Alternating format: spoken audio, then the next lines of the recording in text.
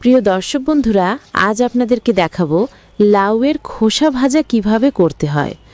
প্রথমে আমি একটা কচি লাউয়ের খোসা ছাড়িয়ে নেব এবং সেটা সরু সরু করে কেটে নিচ্ছি, সেটা দেখুন। এর সাথে আলুও ঠিক একইভাবে কুচু কুচু করে কেটে নেব।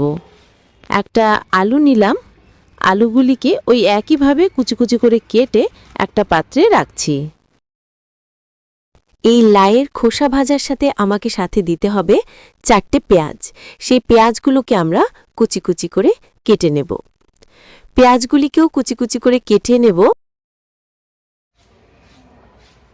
আলুগুলোকে কুচি কুচি করে কাটার পর একটি জলের চুবিয়ে রাখবো যাতে কালো যাতে না হয়। তাহলে দেখতেই পাচ্ছেন লাউয়ের খোসা আলু ভাজা করতে লাগছে পেঁয়াজ কুচি, 4-5টা লঙ্কা।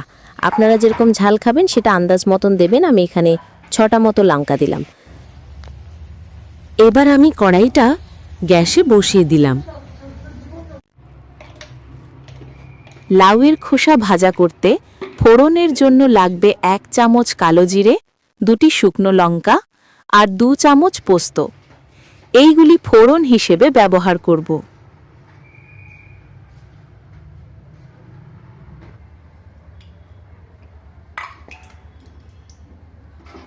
কড়াইটা আগেই বসিয়ে দিয়েছিলাম, কড়াইটা গরম হয়ে গিয়েছে। এবার দিচ্ছি সর্ষের তেল।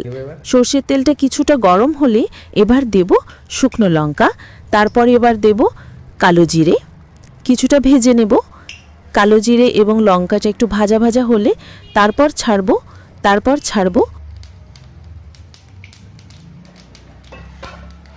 তাহলে কালো জিরে এবং শুকনো লঙ্কাটা ভাজা হয়ে গেছে। এবার যে আলুগুলো কুচি কুচি করে জলের মধ্যে রাখা আছে সেই আলুগুলোকে ভালো করে ছেঁকে তুলে নিয়ে এবার আলুগুলোকে আস্তে আস্তে কড়াইয়ের মধ্যে ছেড়ে দেব এবং কিছুটা ভেজে নেব। আলুগুলোকে কিছুটা ভেজে নেব।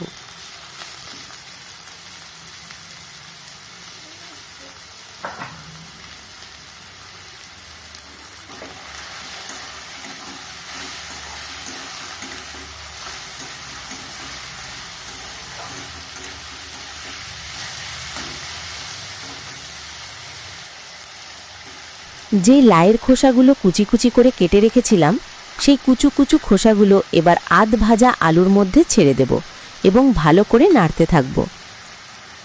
যেই 6টা লঙ্কা চিড়ে রেখেছিলাম সেই 6টা লঙ্কাও সাথে সাথে দিয়ে দেব। এবার ভালো করে নাড়তে থাকব, ভালোভাবে নাড়তে থাকব যেন আলুগুলো কড়াইয়ের সাথে না লেগে যায়। তাহলে বুঝতেই পারছেন, ভালো করে নাড়তে থাকব। না নামলে আলুগুলো কড়াইয়ে লেগে যেতে পারে। আলু এবং লাউয়ের খোসাগুলো ভাজা হলে তার মধ্যে পোস্ত দেব। খুন্তি দিয়ে ভালো করে পোস্তগুলোকে মিশিয়ে দেব আলু এবং লাউয়ের খোসার মধ্যে এবং ভালো করে নাড়তে থাকব।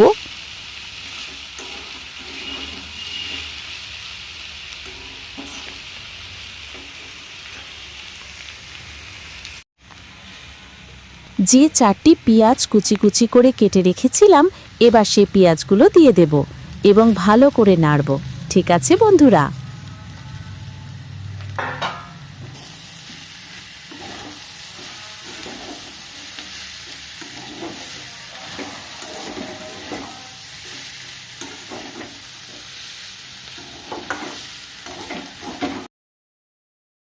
ভাজাটা আধ ভাজা হয়ে যাবার পরে এবার দেব আন্দাজ মতো নুন।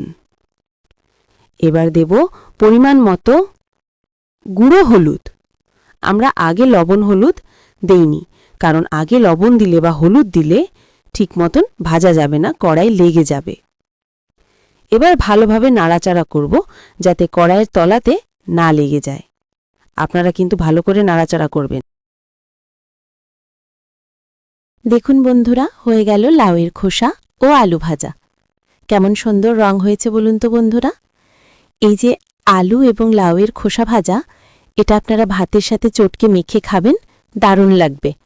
আমিও কিন্তু এই লাউয়ের খোসা ভাজাটা গরম গরম ভাতের সাথে চটকে মেখে খাবো। আর আপনারাও কিন্তু বাড়িতে এইভাবেই লাউয়ের খোসা ভাজবেন, দেখবেন কত সুন্দর লাগবে। আমার ভিডিও দেখে কারা কারা লাউয়ের খোসা ভেজেছেন অবশ্যই কমেন্ট বক্সে কমেন্ট করে জানাবেন। আজ তাহলে এখানেই শেষ করছি। ভিডিওটা ভালো লাগলে অবশ্যই আপনাদের কাছ থেকে একটা লাইক চাই। আপনাদের অবশ্যই লাইকটা কিন্তু চাই।